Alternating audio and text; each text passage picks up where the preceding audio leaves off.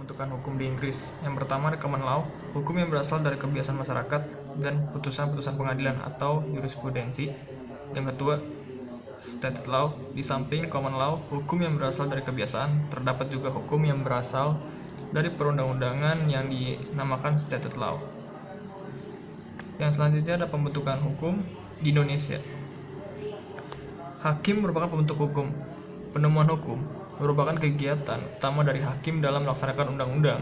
Apabila terjadi konkret, undang-undang sebagai kaedah umumnya adalah untuk melindungi kepentingan manusia. Oleh sebab itu, harus dilaksanakan, ditegakkan agar dapat memenuhi asas bahwa setiap orang dianggap tahu akan undang-undang, maka undang-undang harus disebarluaskan dan harus jelas. Kalaupun undang-undang itu mungkin lengkap dan tuntas, tetap saja tidak akan mungkin undang-undang mengatur segala kehidupan manusia secara lengkap dan tuntas karena kegiatan manusia sangatlah banyak. Selain itu, undang-undang sebagai hasil karya manusia sangat terbatas kemampuannya.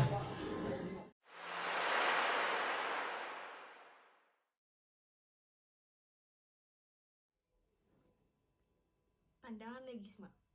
Cara pandang aliran legisme adalah bahwa semua hukum terdapat dalam undang-undang. Maksudnya, di luar undang-undang tidak ada hukum. Pandangan Rechtfinding atau penemuan hukum. Aliran ini berpendapat bahwa hakim terikat pada undang-undang, tetapi tidak seketat sebagaimana pendapat aliran legisme, sebab hakim juga mempunyai kebebasan.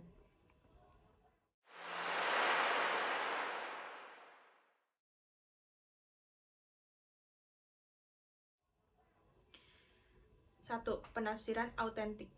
Penafsiran autentik atau penafsiran resmi yaitu suatu penafsiran hukum yang secara resmi terhadap maksud dari ketentuan suatu peraturan hukum dimuat dalam peraturan hukum itu sendiri karena penafsiran tersebut secara asli berasal dari pembentuk hukum itu sendiri. 2. Penafsiran gramatikal. Penafsiran gramatikal atau suatu penafsiran hukum yang didasarkan pada maksud pengertian perkataan-perkataan yang tersusun dalam ketentuan suatu peraturan hukum dengan catatan bahwa pengertian maksud perkataan yang lazim bagi umumlah dipakai sebagai jawabannya. 3. Penafsiran analogis. Penafsiran analogis adalah penafsiran hukum yang menganggap suatu hal yang belum diatur dalam suatu hukum sebagai hal atau disamakan sebagai hal yang sudah diatur dalam hukum tersebut. Karena hal ini memang bisa dan perlu dilakukan. 4. Penafsiran sistematis. Penafsiran sistematis yaitu penafsiran hukum yang didasarkan atas sistematika pengaturan hukum dalam hubungannya antar pasal atau ayat dari peraturan hukum itu sendiri dalam mengatur masalahnya masing-masing. 5. Penafsiran sosiologis. Penafsiran sosiologis adalah penafsiran hukum yang didasarkan atas situasi dan kondisi yang dihadapi dengan tujuan untuk sedapat mungkin berusaha untuk menyelaraskan peraturan-peraturan hukum yang sudah ada dengan bidang pengaturannya. Berikut adalah masalah dan persoalan yang berkaitan di dalamnya yang pada dasarnya merupakan masalah baru bagi penerapan peraturan hukum yang bersangkutan.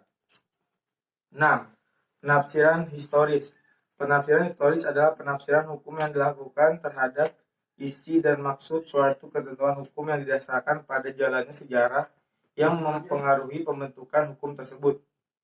Penafsiran ekstensif.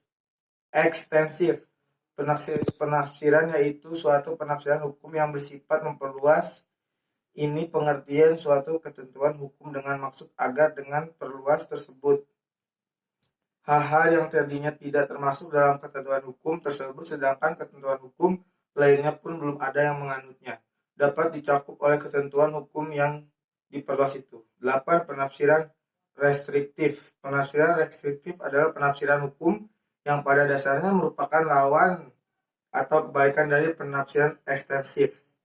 9. Penafsiran a contrario. Penafsiran a contrario adalah penafsiran hukum yang didasarkan pada pengertian atau kesimpulan yang bermakna sebaliknya dari isi pengertian ketentuan hukum yang tersurat. Yang ke-10 ada penafsiran penyamanan atau penafsiran pengangkatan. Penafsiran penyamanan atau penafsiran pengangkatan adalah penafsiran hukum yang sifatnya mengangkat kedudukan hal-hal yang lebih rendah derajatnya dan menyamakan dengan hal-hal yang lebih tinggi derajatnya, yang tujuannya juga untuk penegasan kepastian hukum.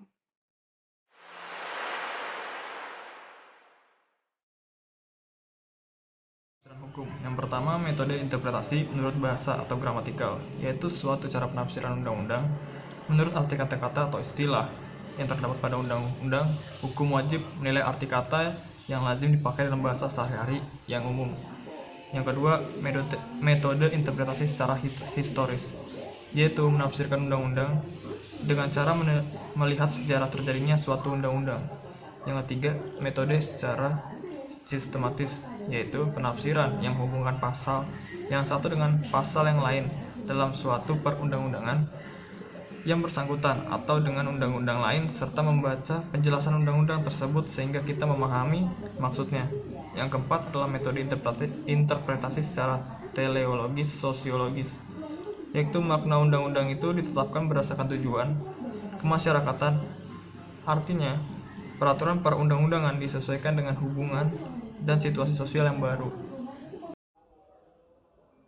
5. Metode interpretasi secara autentik atau resmi, yaitu penafsiran yang resmi yang diberikan oleh pembuat undang-undang tentang arti kata-kata yang digunakan dalam undang-undang tersebut. 6. Metode interpretasi secara ekstensif, yaitu penafsiran dengan cara memperluas arti kata-kata yang terdapat dalam undang-undang sehingga suatu peristiwa dapat dimasukkan ke dalamnya. 7. Metode interpretasi restriktif, yaitu penafsiran yang membatasi atau mempersempit maksud suatu pasal dalam undang-undang. 8. Metode interpretasi analogi, yaitu memberi penafsiran pada suatu peraturan hukum dan dengan memberi kias pada kata-kata dalam peraturan tersebut sesuai dengan asas hukumnya, sehingga suatu peristiwa yang sebenarnya tidak termasuk ke dalamnya dianggap sesuai dengan bunyi peraturan tersebut. 9.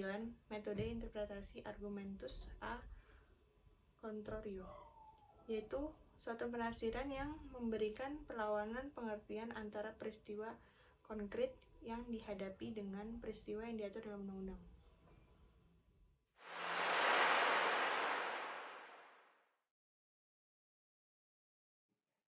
Fiksi hukum adalah sebuah asas bahwa ketika undang-undang atau sebuah peraturan telah disahkan, maka seluruh rakyat dianggap telah mengerti peraturan tersebut yang dimaksud agar tercapainya kepastian hukum. Sekian, terima kasih.